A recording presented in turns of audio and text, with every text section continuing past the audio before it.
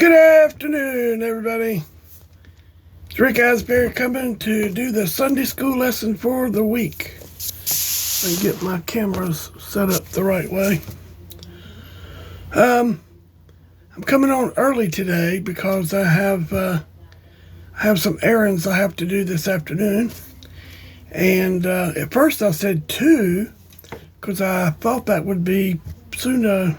It'd be enough time, but it wasn't, so I had to change it to 1. So hope everybody finds it. It's good to be back on here. Last week I did 1 video. I wasn't having where I fell and hurt my shoulder. Last week wasn't a good week. Anyway. So I got a shot put in it on Thursday. So I got to take physical therapy, and I'm going to have to do a CAT scan. So anyway, pray for me about all that. All right. I start my physical therapy on Wednesday. Okay. So it is one of those things, right? There's a lot to pray about. My pastor, Kevin Dover, he is, I think he's got the stomach bug. And I filled in for him last night. The stomach bug's going around. A lot of other things are going around as well, I guess. We was in the emergency room about 3 weeks ago. And there was just no place for anybody. It was everybody and their brother and sister, and everybody was in there. And that's how it's been for the last little while because of the flu or whatever's going around. And so just people, we need to pray, all right? Those airplanes that crashed on Wednesday night and Friday, we need to be in much prayer for their families. Some of them, as of today, were still in the water. They hadn't got them out. About 12 people they hadn't got out yet. Now, they may have by now. I haven't watched any news since this morning. But those people need a lot of prayer, all right? And then those people in Philadelphia, that plane that crashed there, the family needs prayer there as well, all right? Joseph Porter and his wife, Miss Mary, they're sick. They need prayer. There's sickness in my church. And so I just ask you to pray for them, all right? Anyway, so as I get into this today, I'll be in John chapter 9. We're going to be looking at the first 17 verses, okay, of John chapter number 9. That's the Sunday school lesson. We use it quarterly at our church. And that was the verses. So I'm going to go through them relatively in a hurried fashion, but we're going to cover them as best we can there with the time we have today.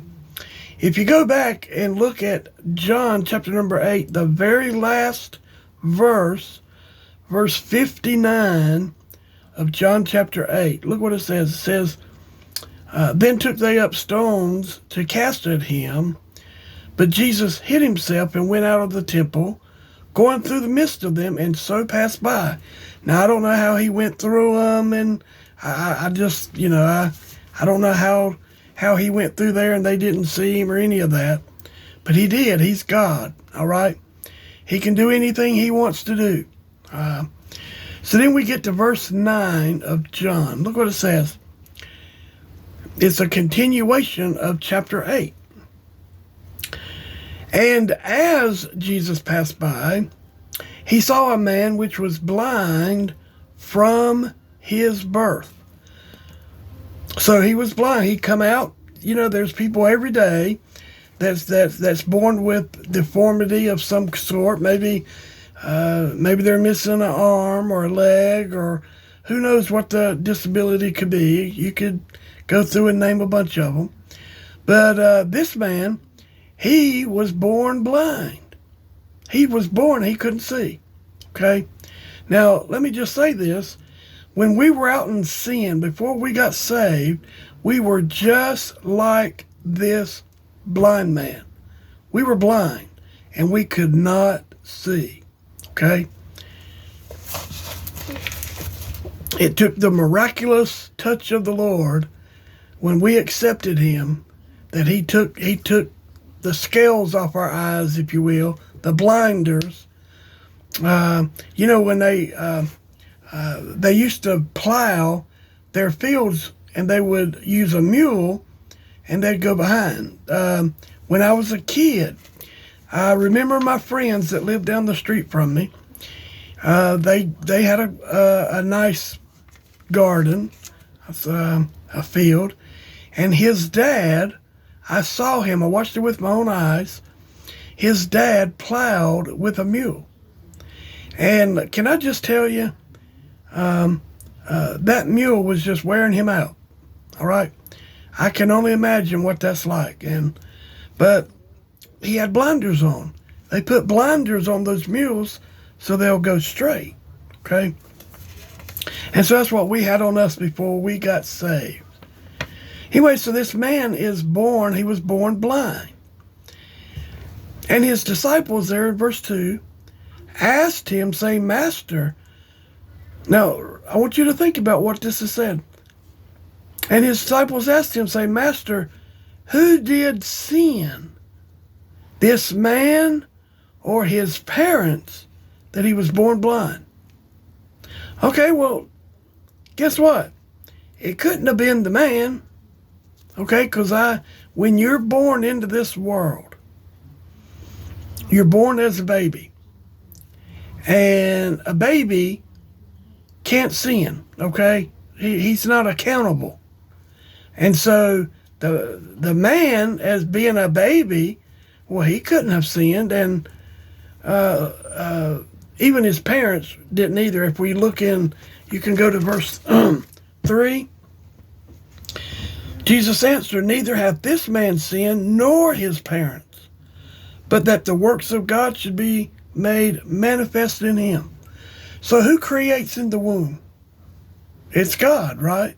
God creates us. He creates every person that comes into this world. Now, I don't know, or I don't think, he lays us out like he did Adam. But he creates us, every one of us. And so he knew this man that maybe he created him for this reason. The book of Esther, if you go there and you look at the book of Esther and you read the book of Esther, God's not mentioned one time in that book, but you can see him all through the book. The providence of God. So anyway, so he said this man didn't sin.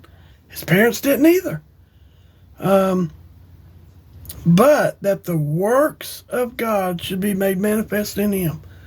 Okay? So he created him for this purpose. All right? Or he created him, he made him blind for this purpose. Then in verse 4, "I must work the works of him that sent me." Well, who was that? That was God Almighty. Sent him to the earth, right? Before the foundation of the world. Okay? Before the foundation of the world, it was the plan for Jesus to come and die on an old rugged cross. Right? But he said, "I must work the works of him that sent me," which would be God, "while it is day. The night cometh when no man can work." Right? You know what? If you go out at night, things look different at night than they do during the day. Correct? And now we know, you have to look in that day. There wasn't no street lights or flashlights, and they had candles, but you couldn't do a lot of work at night then.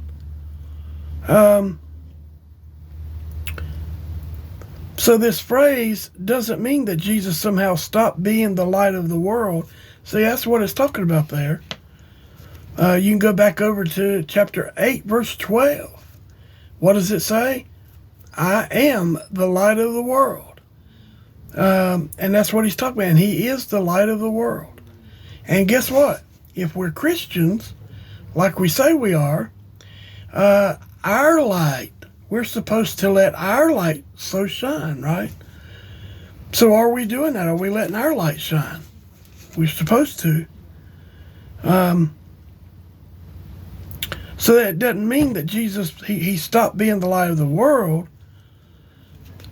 Once he ascended, right, he didn't stop being the light of the world when he ascended, but that the light shone most brightly among men when he was on the earth doing the Father's will.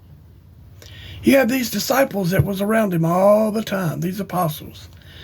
And they listened to his teachings and they watched his miracles. And they say they saw all these things. And so he was light. After we have died, it is too late to go out and do the things God called us to do while we were on earth. That's true. We can't do nothing else once we die. So he goes on in verse 5, as long as I am in the world, I am the light of the world. That's what he's telling these people. And now he's talking to a bunch of people. He ain't talking to just a few. And that's what he was telling them. So then it changes here. Look what it does. In verse number 6, when he had thus spoken. Okay, so this blind man is sitting there on the ground or standing maybe, and he's listening to Jesus. He says, when he had thus spoken, he spat on the ground and made clay of the spittle, and he anointed the eyes of the blind man with the clay. So he makes clay, he puts it on the blind man's eyes. And look what he says in verse 7. And said unto him, go, wash in the pool of Siloam, which is by interpretation sent. He went his way, therefore, and washed and came seeing. Now, he didn't know he was going to... Jesus didn't tell him that his sight was going to come back, right? You don't see that. He said he anointed the eyes of the blind man with clay and said unto him, go wash in the pool of Siloam. He didn't say go wash and you'll see. It took faith from the blind man for him to get his sight. Because he was probably sitting there thinking, well, here's a man, and he's anointed he's put something on my eyes. It feels like sand. Feels like a clay type stuff. And you know what? He told me to go and wash. So here's the blind man. He's, what I got to lose. And so he however he went, whether somebody helped him to the pool or whether he had a little stick and he was walking himself, I'm sure it took him a little while. Now, it doesn't say how far away that this was from where he was. It doesn't say that, but he told him to go and wash. And so you think back to now this guy. You know what? He doesn't give him any grief. He doesn't say, oh, well, if you look over in the, I think it's in the book of Judges, I think. I don't know. It might be First King, somewhere in it. Anyway. But Elijah or Elisha, and I can't remember who it was, but Naaman, King Naaman,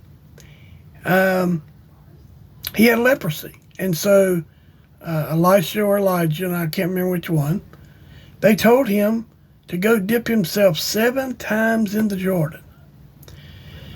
And he was like, well, there's better rivers, there's better waters over here in Egypt, And so his servant told him, Master, or King, he said, if he'd have told you to do some great thing, wouldn't you have done it?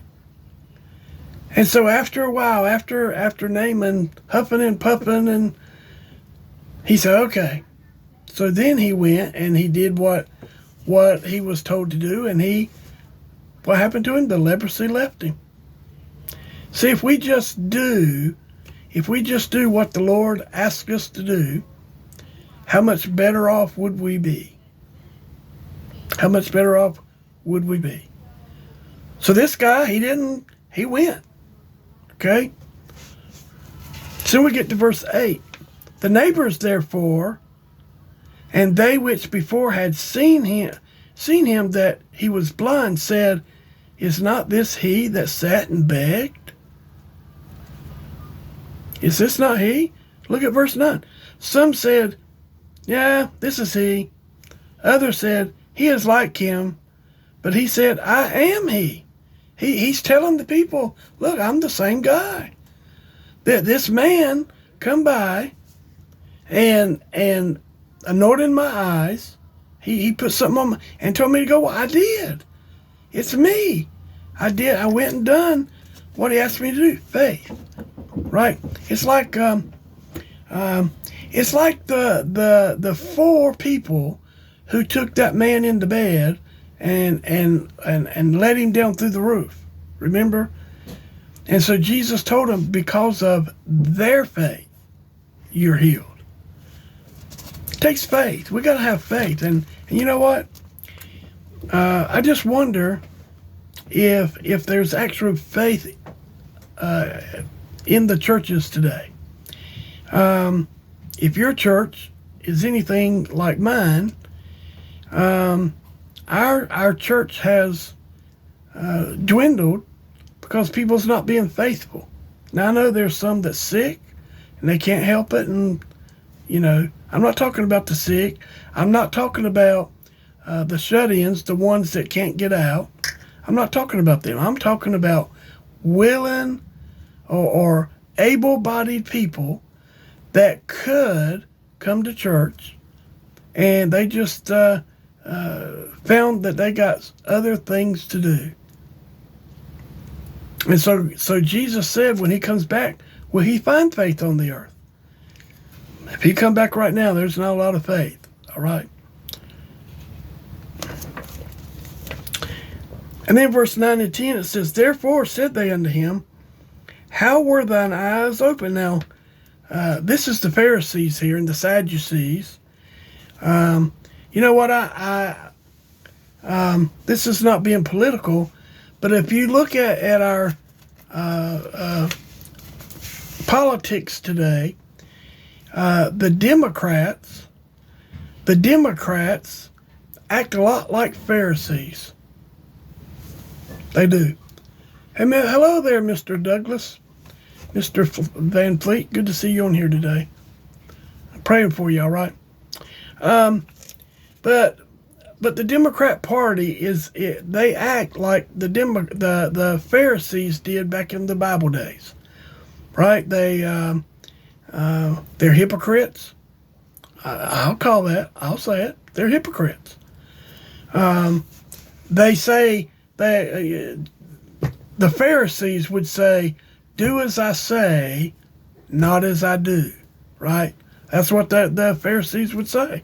No, it's just like the Wizard of Oz and the guy that's behind the curtain. Never mind the man behind the curtain, right? And so that's what the Pharisees, they don't look at what we do, just do what we say. They had a different standard, right? They had a different standard. They could do certain things that other people, they would get on them about. Anyway, so here in John chapter 9, verse 10 and 11, therefore said they unto him, How were thine eyes opened? They're talking to the blind man. He answered and said, A man that is called Jesus made clay and anointed my eyes and said unto me, Go to the pool of Siloam and wash. And I went and washed, and I received sight. What about that? He just did what the Lord asked him to do. That's what I say. If we would just do what the Lord asked us to do, if we do it without griping and complaining, instead of saying, well, let so-and-so do it there, why are we that way? But we are. Let so-and-so do it there. There's a lot of lazy Christians out there in the world. Let me tell you. All right? But he says there, he told me to do it, and I obeyed. I went. Then in verse 12, Then said they unto him, Where is he? He said, I know not. I don't know. You have to understand, he didn't see Jesus because he's blind, right? So he didn't see Jesus. So he didn't know where he was. He had no idea. And he didn't know who Jesus was. Think about that. He might have heard of him, I don't know. But he didn't know who he was, and we'll see that here in a little bit. So he didn't know who he was, and that's what he plainly told him. Then we get to 13. So they brought to the Pharisees him that aforetime was blind. Here we go. If you read this, they asked this guy over and over again how he got his sight back and who done it and all this, as we'll see here. And it was the Sabbath day. Oh boy. And it was the Sabbath day when Jesus made the clay and opened his eyes. You know what? Jesus done a lot of things on the Sabbath day, didn't he? They didn't like it. They thought he was breaking the Sabbath law. But yet they didn't look at what they did on the Sabbath day. If their mule or donkey or somebody fell in a pit or something happened, what did they do? They'd get him out, and they wasn't supposed to, but they did. I think on the Sabbath day back then, they couldn't even walk up that far. If I recollect back in my study of that, it was like the most they could go would be a mile radius from their house. So if you think about that, that's really not that far, okay? But anyway, but Jesus done a lot of things on the Sabbath day. He healed a lot of people on the Sabbath day, and they didn't like it. The Pharisees and the Sadducees, scribes, they did not like it. What if you had somebody following you around all the time, watching what you did, and they was constantly saying, you can't do that, Well, guess what? We do have, if you're a Christian, if you've been saved by the grace of God, guess what? You do have people watching you. I remember when I first got saved, there was a guy that I worked with, and he was watching me, and he told me, hey, I thought you was a saved man. I didn't think all this. He was constantly trying to get me off my game, if you will. Okay? And so you got to be careful, because people will do that. If you tell them you're a saved man, they'll go watch you. Okay? Then we get to verse 15. I hate to go through this so quick, but when you got to cover so many verses, it's that's why I do not like quarterlies. So anyway, then again, the Pharisees also asked him how he had received his sight. He said unto them, He put clay upon my eyes, and I washed, and do see. They asked him this over, and if you read chapter 9 of John, you'll see that. Therefore, verse 16 said some of the Pharisees, This man is not of God, because he keepeth not the Sabbath day. Others said, how can a man that is a sinner do such miracles? It's a good question, isn't it? And there was a division among them. So what he's telling them there is, if he was a lost man, if he wasn't a saved, he couldn't do these things. Of course, now we know there's devil worshippers in the world today. But you know what? The devil can only do what the Lord allows him to do. That's all. I mean, that's it. The devil can only do what the Lord allows him to do. So anyway, but there were division. Well, wait a minute now. There's back there all these Pharisees. They're back there they're in their little group, and so they're saying, well, wait a minute.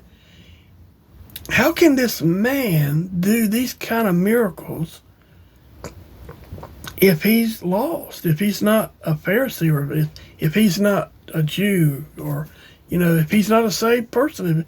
How can he do these things? There's no way.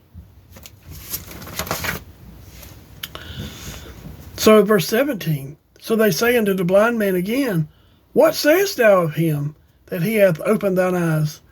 He said, he's a prophet. I mean, what else is he going to think? I mean, ordinary people couldn't just go around healing people.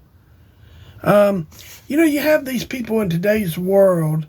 They call themselves faith healers, and so they'll have a service somewhere, like Benny Hinn or Ernest Angley or one of these people.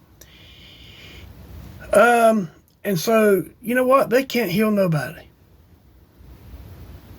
Only God can do the healing. All right? And I look at it this way. Preacher Porter says this, and I do too. But if they were truly faith healers, if that's what they did, they had the power to do that, why don't they go to these children's hospitals, these nursing homes, these places where they can't get no money, okay, and go and heal these kids or these people? It's because they can't, all right? So, anyway, but the Jews did not believe concerning him that he had been blind and received his sight until they called the parents of him that had received his sight. Okay, so now they got the parents involved. So let's look at 19 through 21. I don't want to take up too much time, but I want to tell the whole story here. And they asked him, saying, is this your son, who ye say was born blind? How then doth he now see?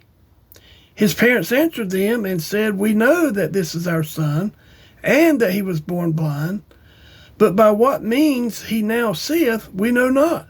Or who hath opened his eyes, we know not.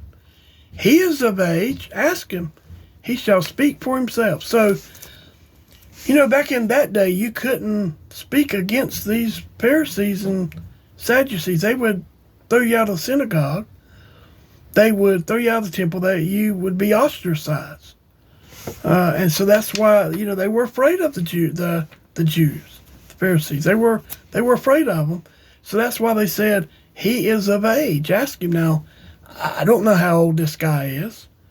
He is of age, so, if you go by our law today, 18 is you're responsible, and in some instances, 15 or 16. So I don't know back in that day, but he said he is of age. Ask him, because they didn't want to be kicked out of the synagogue.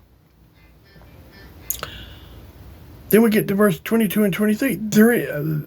These words spake his parents, because they feared the Jews, for the Jews had agreed already that if any man did confess that he was Christ, he should be put out of the synagogue. Therefore, said his parents, he is of age, ask him.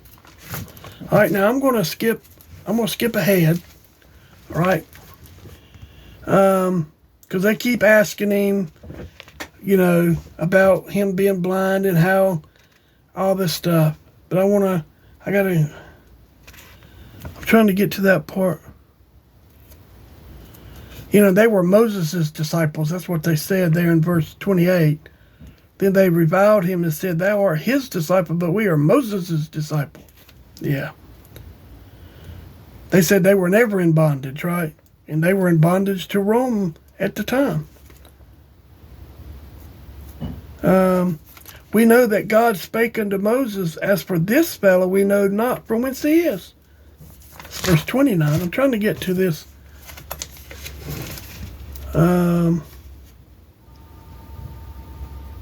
Trying to get so I can really put I was trying to get to the point where he put them.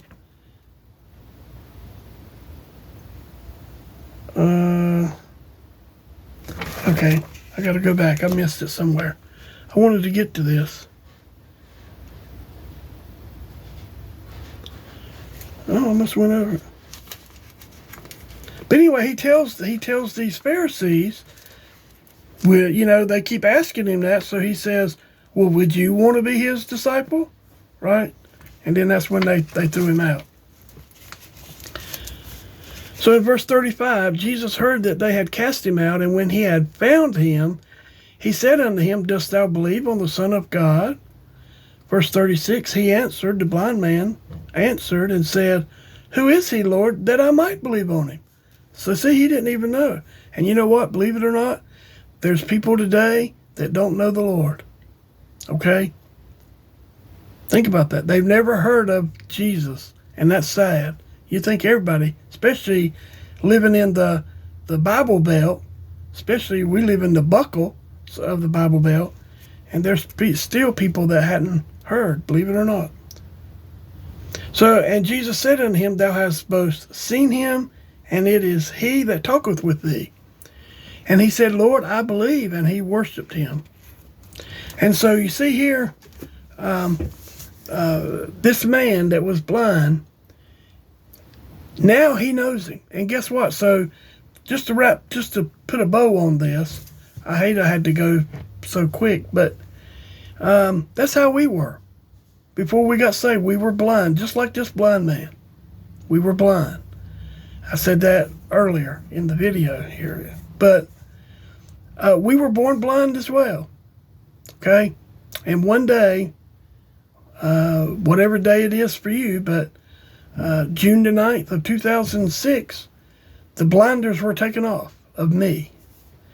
And so since then, I've served the Lord. Now, of course, I haven't served him like I should, and neither have you. We've all failed. But we're supposed to do the best we can, right? But we can only do it if we do it through him. Through him, his faithfulness. So, hope you got something out of this today. I really do. Hopefully next week's lesson won't be as many verses. Okay? So anyway, hope you got something out of this today. Lord willing, I'll be back on tomorrow at 4 o'clock. All right? And we'll be in the book of 1 Thessalonians. Okay? Like I say, just continue praying for me. And anyway, looking forward to getting the strength back. Amen. In my arm. So, thank you for listening and watching. Until tomorrow, may God bless you.